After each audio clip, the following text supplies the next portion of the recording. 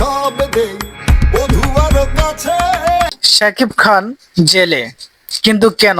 Rockstar মুভির এই রহস্য এখনো কেউ জানে না।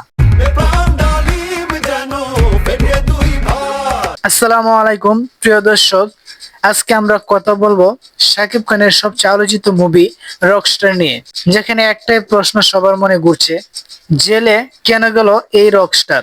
রকস্টার মুভিতে শাকিব খান এবার কোনো গ্যাংস্টার না, কোনো অ্যাকশন হিরো না, তিনি একজন পেশাদার রক সঙ্গীত শিল্পী, যে নিজের গান নিজে লেখে নিজেই সুর করে। কিন্তু এই মুভির গল্পটা শুধু সঙ্গীতের না, এটা একজন বকে যাওয়া সন্তানের গল্প।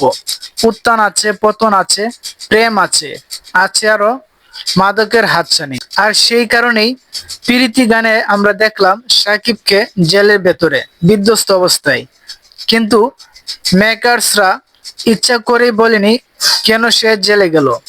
এটা কি মাদক, নাকি প্রেম, নাকি অন্য কোনো অন্ধকার? চরিত্রের জন্য সাকিব নিজের ওজন কমিয়েছেন, লুক বদলেছেন, এটাই বলে দেয় এই মুভির কতটা সিরিয়াস। হ্যাঁ বন্ধুরা, এই রকস্টার মুক্তি পেতে আর মাত্র কয়টা দিন বাকি। 28শে মে 2026 ঈদুল আজহায় মুক্তি পাবে। আপনি দেখবেন কিনা কমেন্টে জানান।